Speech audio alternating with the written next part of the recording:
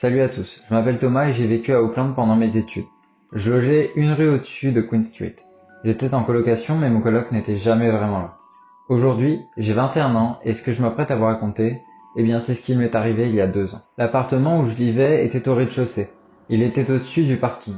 Les fenêtres donnaient sur la montée de la rue. Sur le mur, il y avait un escalier de secours par lequel on pouvait accéder à la fenêtre. Les vitres étaient condamnées. Ma chambre était collée à la fenêtre qui donnait sur la rue.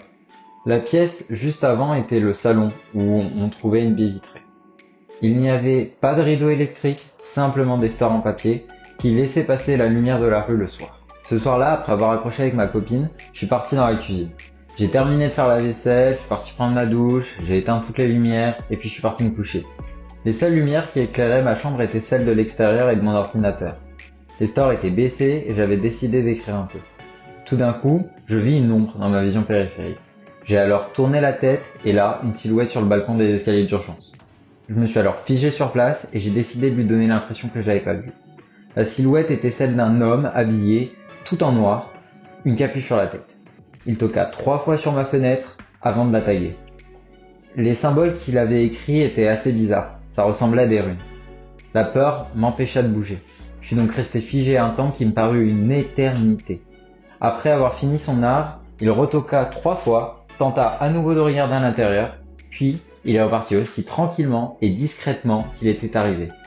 J'ai attendu 5 bonnes minutes avant de pouvoir à nouveau bouger. Mon premier réflexe fut d'appeler ma mère. Pourquoi pas la police, me demanderiez-vous? Eh bien, à vrai dire, j'ai réagi comme un enfant. Cette nuit-là, j'avais pas vraiment réussi à dormir. Du moins, seulement quelques heures. Mon sommeil n'avait pas été vraiment réparateur à cause des cauchemars que j'avais faits. Je n'ai jamais pu en parler avec mon colocataire. J'ai cherché sur des forums pour savoir si certains avaient vécu la même chose, mais rien. Jusqu'à maintenant, je n'ai jamais pu avoir le fin mot de cette histoire, et j'espère qu'un jour je rencontrerai quelqu'un qui m'expliquera pourquoi cet individu avait fait ça, ou encore, qu'est-ce que ces symboles signifiaient.